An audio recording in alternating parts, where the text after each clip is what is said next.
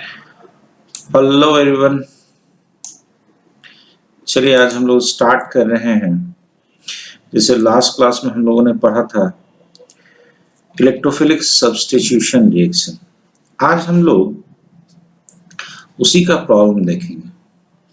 आज हम लोग देखने वाले हैं problems of electrophilic substitution reaction. चलिए इस पहले प्रॉब्लम को लेते हैं।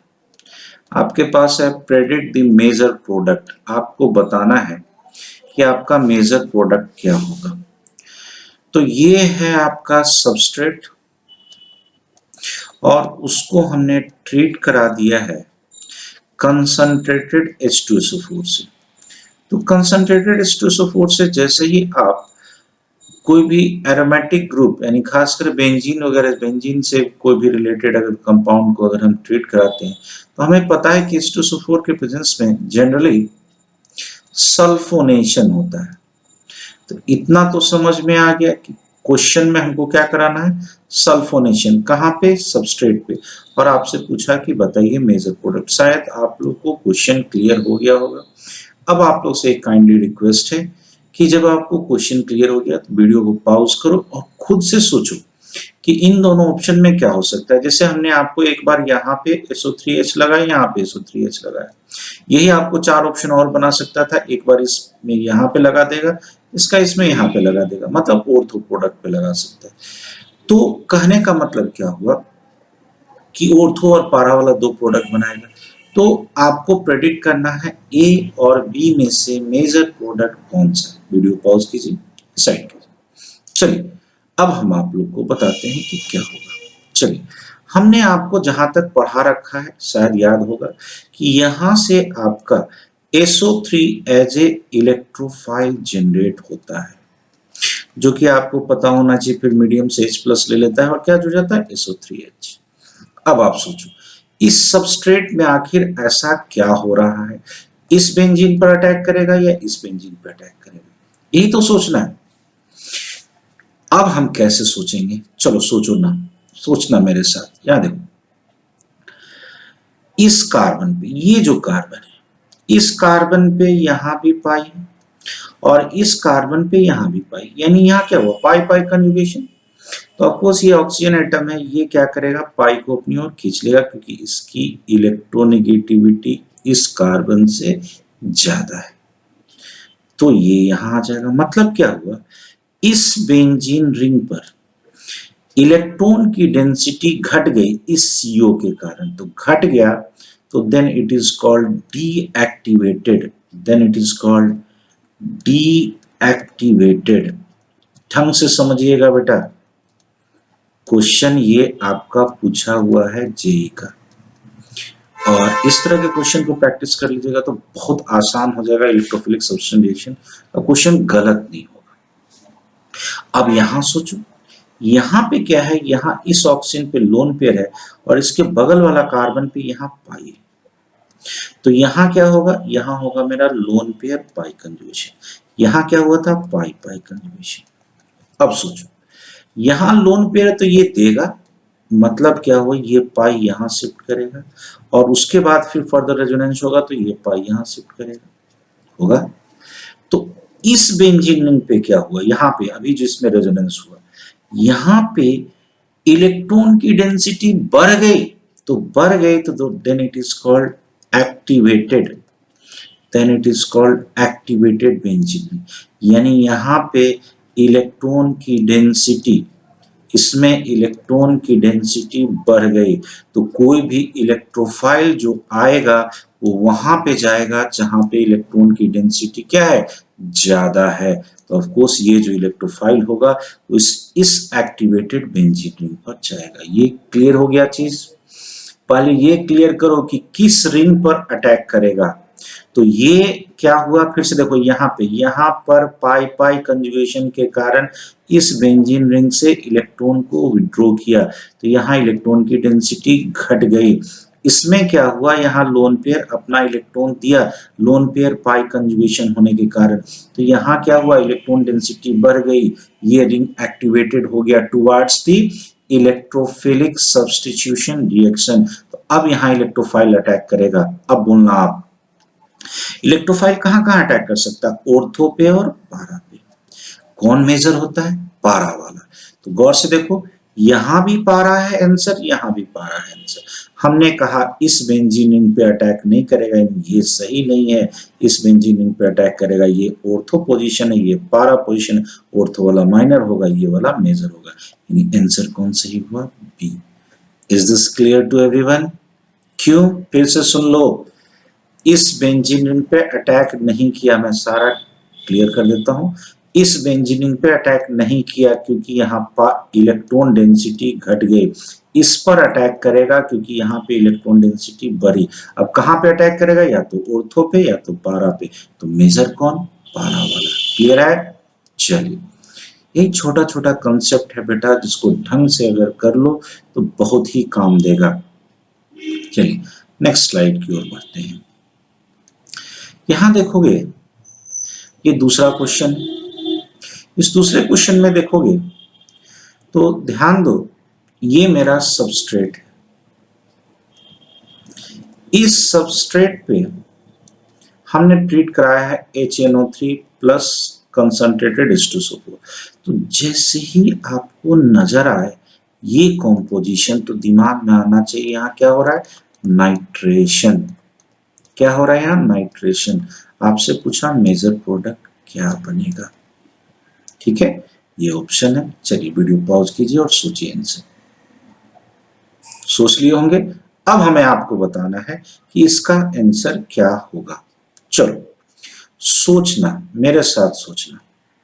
हमने आपको सिखाया है कि नाइट्रेशन में जो इलेक्ट्रोफाइल बनता है, जस्ट प्रीवियस लेक्चर में, NO2 प्लस नाइट्रोनियम आयन।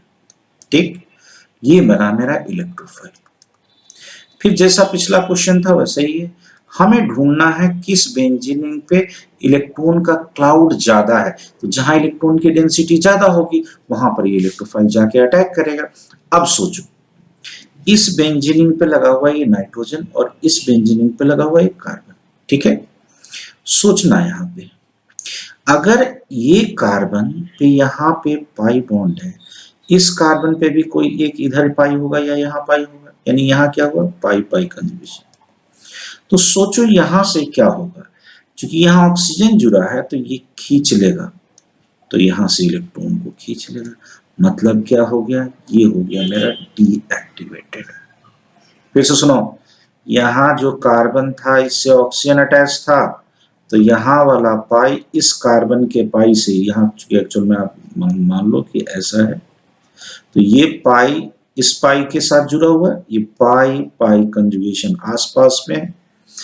तो ये ऑक्सीजन क्या किया? इस इलेक्ट्रॉन को विड्रॉ किया, ये बेंजीन रिंग से इलेक्ट्रॉन डेंसिटी घट गई। ये क्या हो गया? डीएक्टिवेटेड। इतना कंसेप्ट क्लियर हुआ? यहां से सोचो, इस नाइट्रोजन पे क्या है? Lone pair. और आपको सोच लो, जैसे मान लो यहाँ पे भी हम ऐसे बना देते हैं, यहाँ पे नाइट्रोजन पर लोन पेयर है, नाइट्रोजन के बगल वाले कार्बन पे पाई है, तो यहाँ हो गया लोन पेयर पाई कंजुगेशन। अब आप सोच के बताओ, यहाँ जब लोन पेयर पाई कंजुगेशन है तो ये वाला लोन पेयर ये इसको देगा तो ये यहाँ शिफ्ट करेगा, फिर यहाँ जब माइनस आएगा तो ये यहाँ शिफ्ट करेगा। ये ऑर्थो हुआ, ये पारा। अब बताओ, ये लोन पेयर चूंकि इस बेंजीन को डोनेट कर रहा है, तो दैट मीन्स यहाँ क्या हुआ? इसके केस में यहाँ इलेक्ट्रॉन की डेंसिटी बढ़ गई। इलेक्ट्रॉन की डेंसिटी अगर बढ़ गई, that means it becomes activated, और ये क्या था? डीएक्टिवेटेड। ये शायद कंसेप्ट समझ में आया? फिर से सुनना मेरी बात। हमने क्या बताया आपको?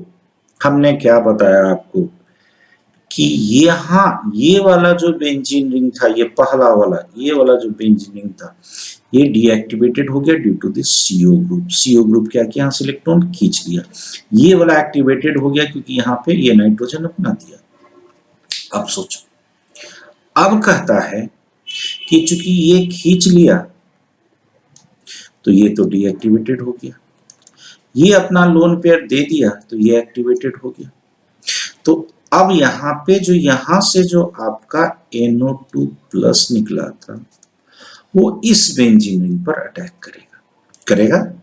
इस बेंजीन रिंग पर जब अटैक करेगा तो सिंपल सा चीज है, दो तरह का प्रोडक्ट बन गया, तो ऑर्थो वाला या तो पारा वाला। अब बताओ, यहां तो इस बेंजीन रिंग पे ये होगा नहीं, यहां गौर से देखो इस बी ऑप्शन, ये सही है। ऑर्थो वाला या तो यहाँ अटैक करता है या यहाँ अटैक करता है, और ये पारा वाला है तो ये ज्यादा सही होगा क्योंकि यहाँ पे स्टेरिक हिंड्रेंस नहीं होगा। अगर ऑर्थो पे आता तो यहाँ पे जगह कम होने के कारण, इतना चूंकि यहाँ पे जगह बहुत कम है तो यहाँ पे क्या होता, यहाँ पे स्टेरिक हिंड्रेंस होता, तो इसलिए यहाँ ऑर्थो वाला नहीं बनेगा। कौन बनेगा मेजर? पारा वाला। शायद कंसेप्ट क्लियर है। चलो एक बार रिवीजन कर लो। यहां से क्या होगा बेटा, नाइट्रेशन NO2 प्लस निकलेगा। क्लियर है?